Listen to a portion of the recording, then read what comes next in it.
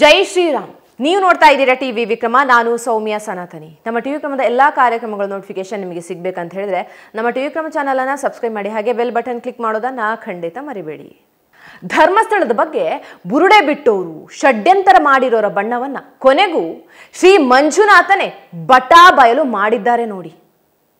ವೀಕ್ಷಕರೇ, ಸಮೀರಾ, ತಿಮರೋಡಿ, ಗಿರೀಶ್ ಮಟ್ಟಣ್ಣನವರು ಇವರು ಧರ್ಮಸ್ಥಳದ ಬಗ್ಗೆ ನಕಾರಾತ್ಮಕವಾಗಿ ಹೇಳಿದ್ದು.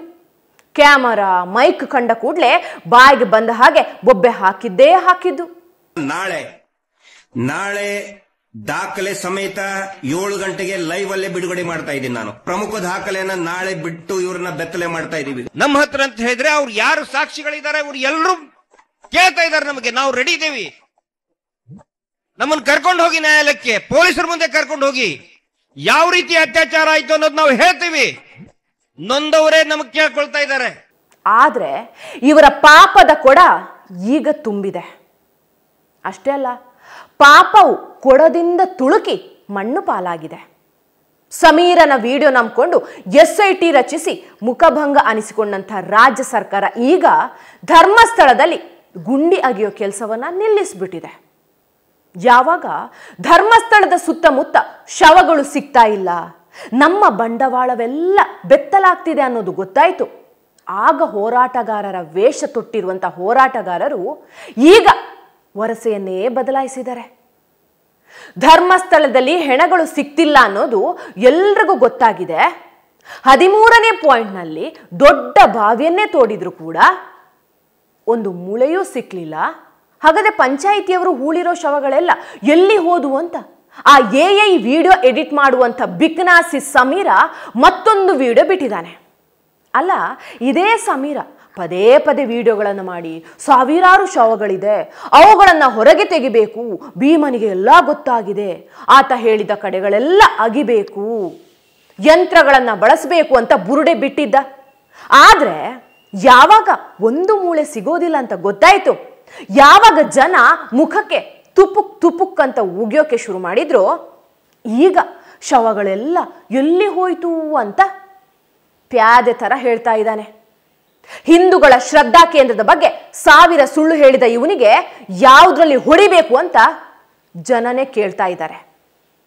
ಇನ್ನು ಗಳಿಗೆಗೊಂದು ಹೇಳಿಕೆ ನೀಡ್ತಾ, ಹೇಳಿಕೆಗಳನ್ನೇ ಟ್ವಿಸ್ಟ್ ಮಾಡ್ತಾ, ಸ್ವಾತಂತ್ರ್ಯ ಹೋರಾಟಗಾರನೇನೋ ಅನ್ನೋ ತರಹ ಪೋಸ್ ಕೊಡ್ತಾ ಇದ್ದಂಥ ಗಿರೀಶ್ ಮಟ್ಟಣ್ಣನವರು ಕೂಡ ಈಗ ಜನರ ಎದುರು ವೈಚಾರಿಕವಾಗಿ ಬೆತ್ತಲಾಗಿದ್ದಾನೆ. ತನ್ನ ಮರ್ಯಾದೆಯನ್ನ ತಾನೇ ಹರಾಜಾಕೊಂಡಿದ್ದಾನೆ. ಹೂತು ಹಾಕಿರುವಂಥ ಶವಗಳನ್ನ ಕಾಡು ಹಂದಿಗಳು, ಮುಳ್ಳು ಹಂದಿಗಳು, ಕತ್ತೆ ಕಿರುಬಗಳು ತಗೊಂಡು ಹೋಗಿವೆ. ಈ ಕಾಡು ಪ್ರಾಣಿಗಳಿಗೆ ಮನುಷ್ಯನ ತಲೆ ಬುರುಡೆ ಕಂಡ್ರೆ ತುಂಬಾ ಇಷ್ಟ. ಅವುಗಳೇ ಬುರುಡೆಗಳನ್ನ ತಗೊಂಡು ಹೋಗಿವೆ. ಉಳಿದಿರೋ ಕೈಕಾಲಿನ ಮೂಳೆಗಳು ಸವೆದು ಹೋಗಿದೆ ಅಂತ ಬುರುಡೆ ಬಿಡೋದಿಕ್ಕೆ, ತಿಪ್ಪೆ ಸಾರಿಸೋದಕ್ಕೆ ಮಟ್ಟಣ್ಣನವರು ಶುರು ಮಾಡ್ಕೊಂಡಿದ್ದಾರೆ. ತಲೆ ಬುರುಡೆ ಬಗ್ಗೆ, ಬುರುಡೆಗಳು ಏನಂತ ಹೇಳಿದ್ರೆ ಅಲ್ಲಿ ಕಾಡು ಹಂದಿಗಳು, ಮುಳ್ಳು ಹಂದಿಗಳು ಮತ್ತೆ ಉಡಾ ಏನಿದೆಯಲ್ಲ, ಉಡಾ ಮತ್ತೆ ಮುಳ್ಳು ಹಂದಿಗೆ ನನಗೂ ಕೂಡ ಗೊತ್ತಿರೋ ಹಂಗೆ, ನಮ್ದು ತೋಟ ಇದೆ ಅಲ್ಲ, ಅವು ಎಲ್ಲ ಏನಂತ ತಲೆ ಬುರುಡೆ ಅಂದ್ರೆ ಬಹಳ ಇಷ್ಟ ಅವಕ್ಕೆ.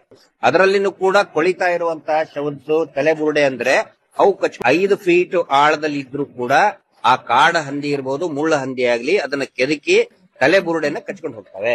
ಆನಂತರ ಹೈನಾ ಕೂಡ ಇದೆ.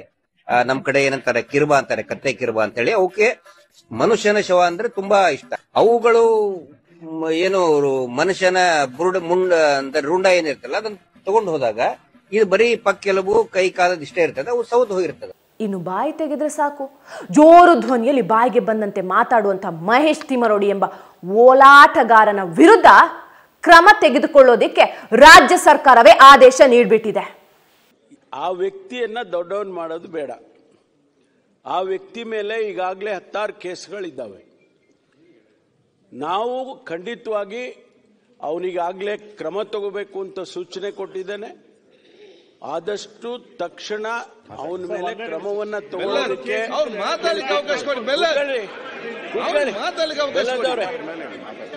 ಆದ್ರಿಂದ ಯಾರನ್ನ ಇಂಥ ವ್ಯಕ್ತಿಗಳನ್ನ ಸಮಾಜದಲ್ಲಿ ಬಿಡೋದಕ್ಕೆ ಸಾಧ್ಯನೇ ಇಲ್ಲ. ಕಾನೂನು ದೇಶದಲ್ಲಿ ಮಾಡಿರೋದೇ ಅದಕ್ಕೋಸ್ಕರ. ಆ ಕಾನೂನನ್ನ ಚಲಾಯಿಸ್ತೀವಿ, ಅವನಿಗೇನು ಶಿಕ್ಷೆ ಮಾಡಬೇಕೋ ಮಾಡ್ತೀವಿ. ಯಾವ ಮುಲಾಜಿಲ್ದೆ ಮಾಡ್ತೀವಿ. ಅಲ್ಲಿಗೆ ಹಿಂದೂಗಳ ಆರಾಧ್ಯ ಸ್ಥಳ ಆಗಿರುವಂತಹ, ಕೋಟ್ಯಾಂತರ ಹಿಂದೂಗಳಿಗೆ ಶ್ರದ್ಧಾ ಭಕ್ತಿಯ ಕೇಂದ್ರ ಆಗಿರುವಂತಹ ಧರ್ಮಸ್ಥಳದ ವಿಚಾರದಲ್ಲಿ ಕೊನೆಗೂ ಈ ಡೋಂಗಿಗಳ, ಸೋಷಿಯಲ್ ಮೀಡಿಯಾದಲ್ಲಿ ವಿಡಿಯೋ ಮಾಡ್ತಾ ಇರುವಂತಹ ತರ್ಲೆಗಳ ಪ್ಲಾನ್ ಎಲ್ಲ ತಲೆ ಕೆಳಗಾಗಿದೆ. ರಾಜ್ಯದ ಜನ ಇವರಿಗೆ ಚೀತು ಅಂತ ಉಗಿತಾ ಇದ್ದಾರೆ. ಇನ್ನು ಧರ್ಮಸ್ಥಳ ವಿಚಾರದಲ್ಲಿ ಸಿದ್ದರಾಮಯ್ಯ ನೇತೃತ್ವದ ರಾಜ್ಯ ಸರ್ಕಾರ ಪಾಠ ಕಲಿತಂತೆ ಕಾಣ್ತಾ ಇದೆ. ಯಾವನೋ ದೂತ ಅನ್ನೋ ಭೂತನ ಯೂಟ್ಯೂಬ್ ವಿಡಿಯೋವನ್ನು ನೋಡಿ ಅವರಿವರ ಮಾತುಗಳನ್ನು ಕೇಳಿ SIT ರಚಿಸಿತು. ಸೋಷಿಯಲ್ ಮೀಡಿಯಾದಲ್ಲಿ ಹಾರಾಡುವವರ ಮಾತನ್ನ ನಂಬಿಕೊಂಡು ಸರ್ಕಾರ ಧರ್ಮಸ್ಥಳದ ಸುತ್ತಮುತ್ತ ನೆಲ ಅಗಿಯೋಕೆ ಆದೇಶ ಮಾಡಿತು. ಧರ್ಮಸ್ಥಳದ ಸುತ್ತ ಪಿಕಾಸಿ, JCBಗಳ ಸದ್ದೇ ಕೇಳಿಸ್ತು. ಅಲ್ಲಿ ಮೂಳೆ ಇದೆ, ಇಲ್ಲಿ ಸಾವಿರಾರು ಶವಗಳನ್ನು ಹೂತು ಹಾಕಲಾಗಿದೆ ಅಂತೆಲ್ಲ ಬಿಂಬಿಸಲಾಯಿತು. ಆದರೆ ಇಷ್ಟೆಲ್ಲ ಮಾಡಿದ ಸರ್ಕಾರಕ್ಕೆ ಸಿಕ್ಕಿದ್ದೇನು? ಬೆಟ್ಟ ಅಗೆದು ಇಲಿ ಹಿಡಿದ್ರು ಅನ್ನೋ ರೀತಿ ಅಲ್ಲೊಂದು ಇಲ್ಲೊಂದು ಮೂಳೆಗಳು ಮಾತ್ರ ಸಿಕ್ಕಿದೆ. ಇದೇ ಕಾರಣಕ್ಕೆ ಜನರು ಕೂಡ ರಾಜ್ಯ ಸರ್ಕಾರದ ಕ್ರಮವನ್ನ ಖಂಡಿಸ್ತಾ ಇದ್ದಾರೆ. ಮೂರ್ಖರ ಮಾತು ಕೇಳಿ ಸರ್ಕಾರ SIT ರಚಿಸ್ತಲ್ವಾ? ಹಿಂದೂಗಳ ಶ್ರದ್ಧಾ ಕೇಂದ್ರದಲ್ಲಿ JCB ಗುಂಡಿಗಳು ಕಾಣೋ ರೀತಿ ಆಯ್ತಲ್ವಾ ಅಂತ ಚೀಮಾರಿ ಹಾಕ್ತಾ ಇದ್ದಾರೆ. ಹಿಂದೂಗಳ ಆಕ್ರೋಶ ಕಟ್ಟೆ ಒಡೆದು ಮುಂದಾಗೋ ಅಪಾಯವನ್ನ ತಿಳ್ಕೊಂಡ ಸರ್ಕಾರ ಈಗ ಬೆಟ್ಟ ಅಗೆಯೋ ಕೆಲಸವನ್ನ ನಿಲ್ಲಿಸುವಂತೆ ಆದೇಶ ಮಾಡಿಬಿಟ್ಟಿದೆ. ಅದರಲ್ಲೂ BJP ನಾಯಕರು ಧರ್ಮಸ್ಥಳಕ್ಕೆ ಹೋಗಿ ವೀರೇಂದ್ರ ಹೆಗ್ಗಡೆ ಅವರಿಗೆ ನೈತಿಕ ಬೆಂಬಲ ಸೂಚಿಸಿದ ಬಳಿಕಂತೂ ಕಾಂಗ್ರೆಸ್ಸಿಗರು ಹೇಳಿಕೆಗಳನ್ನೇ ಬದಲಾಯಿಸ್ತಾ ಇದ್ದಾರೆ. ಧರ್ಮಸ್ಥಳದ ವಿಚಾರದಲ್ಲಿ ಷಡ್ಯಂತರ ಮಾಡಿರೋರನ್ನ ಸುಮ್ಮನೆ ಬಿಡೋದಿಲ್ಲ, ನಮಗೂ ಧರ್ಮಸ್ಥಳದ ಮೇಲೆ ಅಪಾರವಾದ ಗೌರವ ಇದೆ ಅಂತ ಗೃಹ ಸಚಿವ ಡಾಕ್ಟರ್ G. ಪರಮೇಶ್ವರ್ ಅವರೇ ಹೇಳಿದ್ದಾರೆ. ಕಾಂಗ್ರೆಸ್ ನಾಯಕರು ಕೂಡ ಧರ್ಮಸ್ಥಳಕ್ಕೆ ಜಾಥಾ ಹೊರಡೋ ತಯಾರಲ್ಲಿದ್ದಾರೆ. ಇನ್ನು ಕಾಂಗ್ರೆಸ್ ಶಾಸಕ ಕೆ. ಹರೀಶ್ ಗೌಡ ಅವರಂತೂ ನಕಲಿ ಹೋರಾಟಗಾರರ ವಿರುದ್ಧ ಆಕ್ರೋಶ ವ್ಯಕ್ತಪಡಿಸಿದ್ದಾರೆ. ಈ ಮಹೇಶ್ ಶೆಟ್ಟಿ ತಿಮರೋಡಿಗೆ ಹುಚ್ಚು ಹಿಡಿದಿದೆ, ಅವರ ವಿರುದ್ಧ ಕ್ರಮ ತೆಗೆದುಕೊಳ್ಳದೆ ಬಿಡೋದಿಲ್ಲ ಅಂತ ಬಹಿರಂಗವಾಗಿ ಹೇಳಿದ್ದಾರೆ. ಅಷ್ಟೇ ಅಲ್ಲ, ಆ ಗಿರೀಶ್ ಮಟ್ಟಣ್ಣವರು ಒಬ್ಬ ಹುಚ್ಚ ಅಂತ ಅಸಮಾಧಾನ ವ್ಯಕ್ತಪಡಿಸಿದ್ದಾರೆ. ಅಲ್ಲಿಗೆ SIT ರಚಿಸಿದಂತಹ ಕಾಂಗ್ರೆಸ್ ಸರ್ಕಾರವೇ ಈಗ ಪಾಠ ಕಲ್ತಿದೆ. ಕಾಂಗ್ರೆಸ್ನ ಸಚಿವರು, ಶಾಸಕರು ಈಗ ಧರ್ಮಸ್ಥಳದ ಬಗ್ಗೆ ಗೌರವ ಇದೆ ಅಂತ ಹೇಳಿಕೆ ನೀಡ್ತಾ ಇದ್ದಾರೆ. ಅಲ್ಲಿಗೆ ಹಿಂದೂ ಧರ್ಮ ವಿರೋಧಿಗಳು, ನಕಲಿ ಹೋರಾಟಗಾರರ ವೇಷದಲ್ಲಿರುವಂತಹ ಗೋಮುಖ ವ್ಯಾಘ್ರಗಳು ಧರ್ಮಸ್ಥಳದ ವಿಚಾರದಲ್ಲಿ ಷಡ್ಯಂತರ, ಕುತಂತ್ರ ಮಾಡಿರೋದನ್ನ ಸರ್ಕಾರವೇ ಒಪ್ಪಿಕೊಂಡಂತೆ ಆಯಿತು. ಎಡಬಿಡಂಗಿಗಳ ಮಾತು ಕೇಳಿ ಪ್ರಕರಣದ ತನಿಖೆಗಾಗಿ SIT ರಚಿಸಿದಂತಹ ರಾಜ್ಯ ಸರ್ಕಾರ ಇನ್ನು ಸಂಪೂರ್ಣವಾಗಿ ಎಚ್ಚೆತ್ತುಕೊಂಡ ಹಾಗೆ ಕಾಣ್ತಾ ಇಲ್ಲ. ಪರಮೇಶ್ವರ್ ಅವರು ಸೇರಿ ಕಾಂಗ್ರೆಸ್ ಸಚಿವರು, ಶಾಸಕರು ಧರ್ಮಸ್ಥಳದ ಪರವಾಗಿ ಹೇಳಿಕೆ ನೀಡೋ ಜೊತೆಗೆ ಸರ್ಕಾರ ಕೂಡಲೇ SITಯನ್ನ ರದ್ದುಗೊಳಿಸಬೇಕು. ಇಡೀ ಪ್ರಕರಣದಲ್ಲಿ ಷಡ್ಯಂತರ ನಡೆಸಿದವರ ವಿರುದ್ಧ ಕಠಿಣ ಕ್ರಮ ತೆಗೆದುಕೊಳ್ಬೇಕು.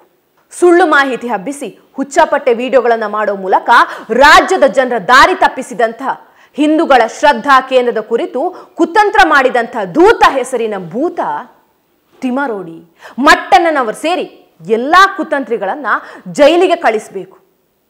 ಅಲ್ಲದೆ ಧರ್ಮಸ್ಥಳದ ವಿಚಾರದಲ್ಲಿ ತರಾತುರಿಯಲ್ಲಿ SIT ರಚಿಸಿದಂತಹ ಪವಿತ್ರ ಕ್ಷೇತ್ರದಲ್ಲಿ JCBಗಳನ್ನು ನುಗ್ಗಿಸಿದ ರಾಜ್ಯ ಸರ್ಕಾರವು ರಾಜ್ಯದ ಜನರು, ಖಾವಂದರು ಹಾಗೂ ಶ್ರೀ ಮಂಜುನಾಥ ಸ್ವಾಮಿ ಹತ್ರ ಕ್ಷಮೆ ಯಾಚಿಸಬೇಕು.